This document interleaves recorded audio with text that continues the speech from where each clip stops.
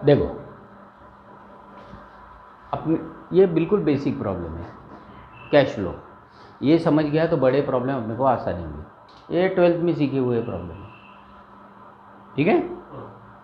आता काय तुमचं CBSE नव्हतं म्हणून ठीक आहे, CBSEला हे कॅश फ्लो होतं, ओके ठीक आहे। तर पण आता हे बेसिक प्रॉब्लेम आहे, जसं आपण ते बेसिकची आपण व्हिडिओमध्ये पाहिले होते, असेट्स लायबिलिटीज आहे की नाही, मशिनरी अकाउंट म्हणजे असेट अकाउंट, त्याच्यानंतर टॅक्स प्रोव्हिजन, डिव्हिडंड प्रोव्हिजन हां आणि रिडम्पशन ऑफ शेअर्स, हे जे आपण अकाउंट बनवले होते ते सेम अकाउंट आपण इथे घेऊ।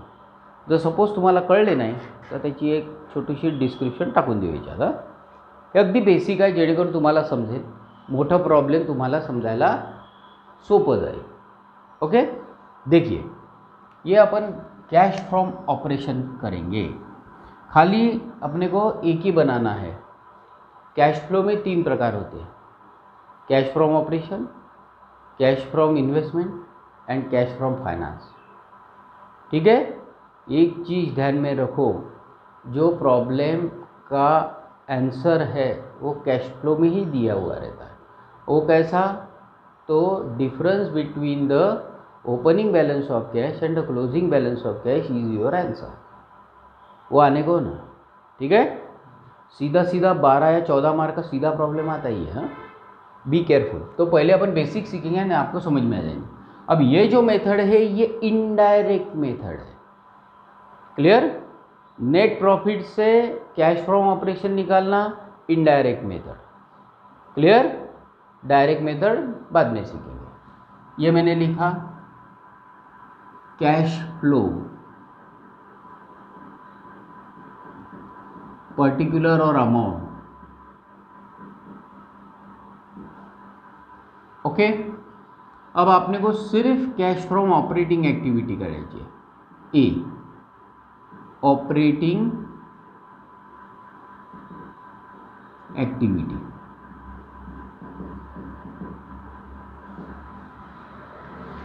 अब यहाँ पे जो भी दिया है वो खाली डिफरेंस लिखना है अपने को। जैसे मैंने कल आपको शॉर्ट में बताया था, ये कैश फ्रॉम ऑपरेशन जब अपन करेंगे तब अपने को क्या करना है, इसका डिफरेंस निकालना है। तो डिफरेंस निकालते वक्त कैसे देखेंगे, 30,000 38,000 बढ़ गया है ना, तो इसको बोलेंगे नेट प्रॉफिट। नेट प्रॉफिट, अब इसका एक थोड़ा बड़ा नाम है, net profit before tax and provision. जब आएगा तब अपन उसको देख लेंगे। फिलहाल ये बेसिक प्रॉब्लम है, करके बिल्कुल बेसिक से समझा देता हूँ। Debtor, creditor, bills receivable, stock और बिल्स पेएबल, ये सब करंट असेट्स और करंट लाइबिलिटी है, ठीक है।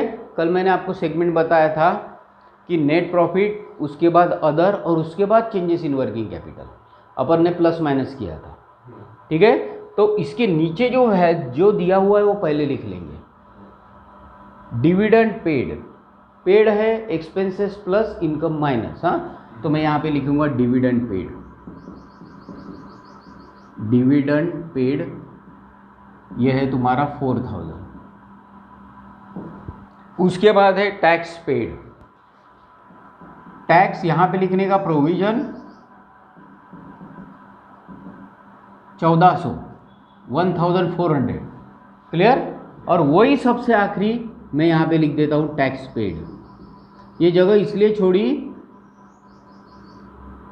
कि यहाँ पे चेंजेस इन वर्किंग कैपिटल अपन लेके आएंगे। माइनस रहा तो यहाँ पे ब्रैकेट लिखा जाता है, हाँ, माइनस यानी ब्रैकेट।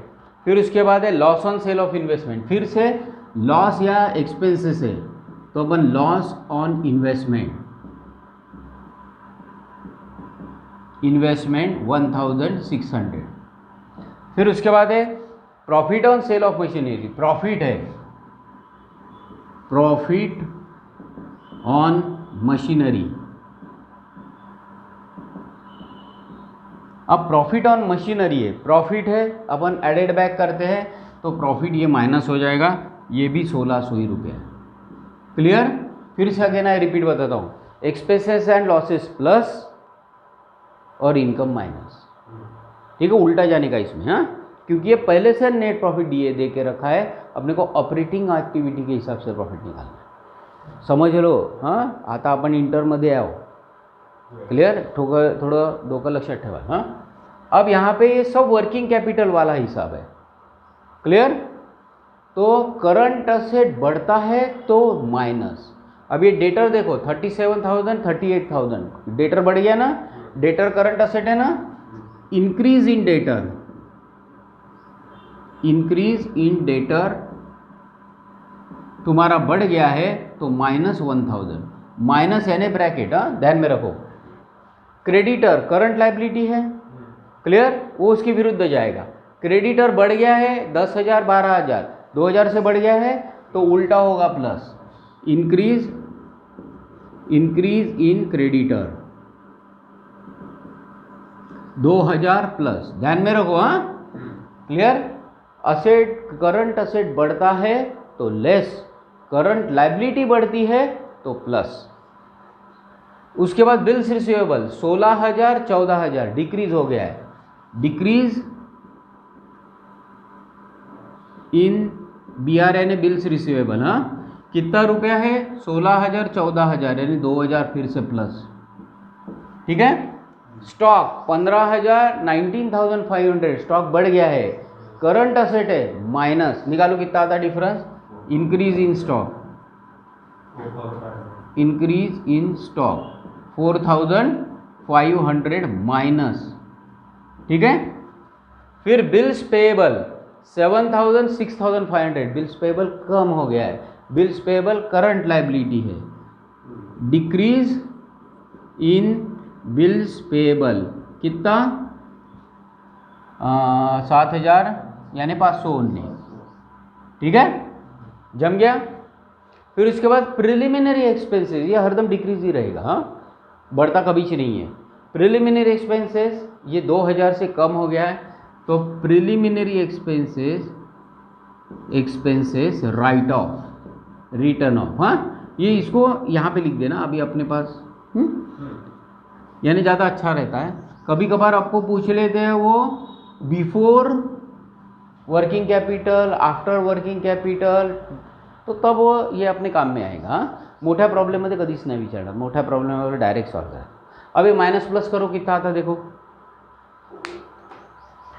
बराबर करना,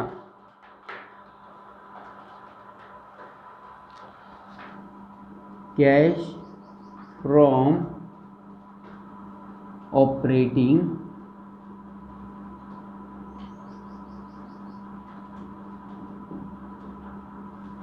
एक्टिविटी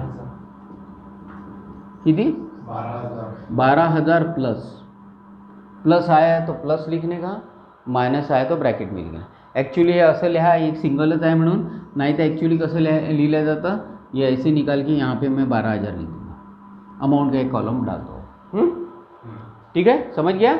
ये लिख लो इसको,